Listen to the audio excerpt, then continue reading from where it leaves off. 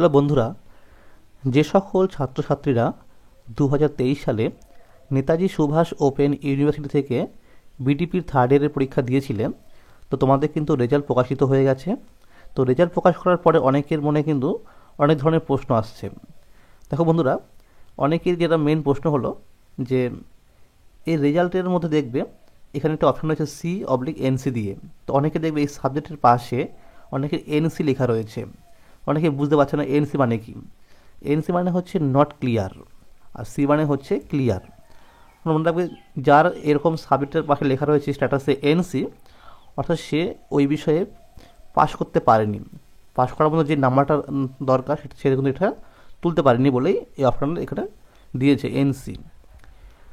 তো বন্ধুরা, যাদের এরকম এনসি এসছে তারা কিন্তু ভাবছে যে তাদের হয়তো আবার সেই পরীক্ষাটি দিতে হবে।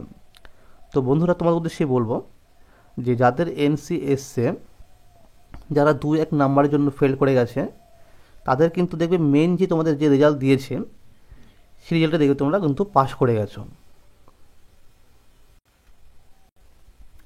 দেখো বন্ধুরা, এটি হচ্ছে মেন রেজাল্ট। এখানে দেখবে যাদের সি আছে তাদের তো কোনো কথাই নেই, তারা কিন্তু সকলে পাস করে গেছে।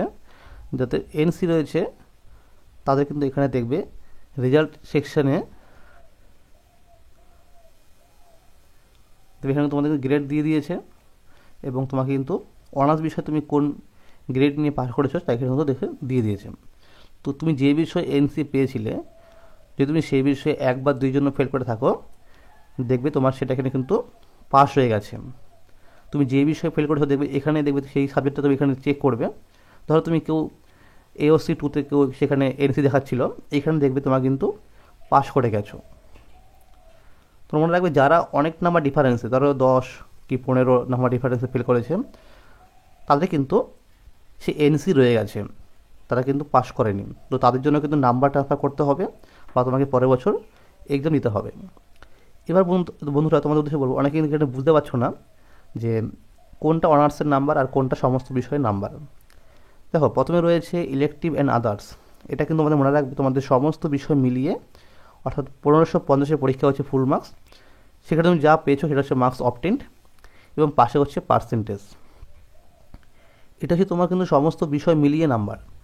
আর তুমি যে বিষয়ে অনার্স নিয়েছিলে সেটা হচ্ছে, দেখো নিচে লেখা রয়েছে ইলেকটিভ সাবজেক্ট বলে, সেটা কিন্তু 800 নম্বরের পরীক্ষা হয়েছে। এটাই কিন্তু আমাদের মেন নাম্বার। তুমি যে কোনো চাকরির পরীক্ষা অ্যাপ্লাই করবে, ফর্ম ফিল আপ করার সময় তুমি কিন্তু এই নাম্বারটা লিখবে, অর্থাৎ তুমি এই ইলেকটিভ সাবজেক্ট যেখানে রয়েছে অনার্স পেপার, এটা তোমাকে লিখতে হবে। তুমি কিন্তু ভুল করে এটা লিখবে না।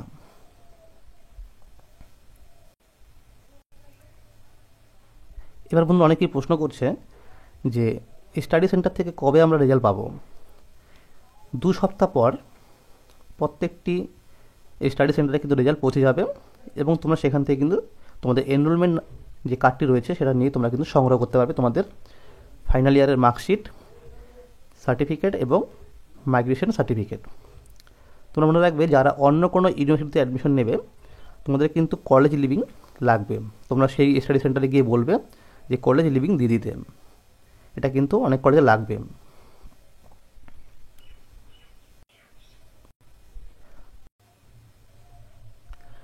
আবার অনেকেই প্রশ্ন করছে যে যেহেতু 2024 সালে রেজাল্ট পাবলিশ করেছে, তাহলে পাসিং ইয়ার আমরা কি লিখব। তো বন্ধুরা, তোমরা কিন্তু সেখানে লিখবে 2023 সাল। তো বন্ধুরা, তোমরা অনেকেই প্রশ্ন করেছিলে যে নাম্বার ট্রান্সফার করবে কিভাবে, তো সেটা নিয়ে তোমাদের আলোচনা করব। দেখো বন্ধুরা, এটি হচ্ছে নাম্বার ট্রান্সফারের ফর্ম। তোমাকে এটাকে কিন্তু সংগ্রহ করতে হবে তুমি যে স্টাডি সেন্টারে পড়ো সেই স্টাডি সেন্টার থেকে, এবং এটি নিয়ে তোমাকে কিন্তু ফর্ম ফিল আপ করতে হবে। তুমি মনে রাখবে যে তোমার যখন তুমি হাতে হাতে মার্কশিট পাবে, সেই মার্কশিট সংগ্রহ করার পরে তোমাকে এটি কিন্তু করতে হবে।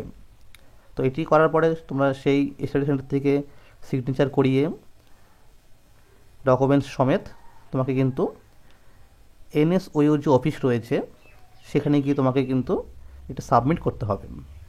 তোমরা মনে রাখবে, এই NSOU অফিসে যখন তুমি সাবমিট করবে তার 1 মাসের মধ্যে তোমাদের কিন্তু রেজাল্ট পাবলিশ করে দেবে। এরকমই কিন্তু আমরা আপডেট পেয়েছি। তোমরা মনে রাখবে, যারা নাম্বার ট্রান্সফার করবে তোমাদের কিন্তু যখন তোমাদের ক্লিয়ার হয়ে যাবে তারপরে তোমরা কিন্তু সার্টিফিকেট অ্যান্ড মাইগ্রেশন সার্টিফিকেট পাবে, তার আগে কিন্তু নয়। তো বন্ধুরা, আজকের এই ছিল আপডেট। যদি ভিডিওটি ভালো লাগে লাইক করে দিও এবং চ্যানেল নতুন থাকলে চ্যানেলটিকে সাবস্ক্রাইব করে পাশে থেকো। ধন্যবাদ।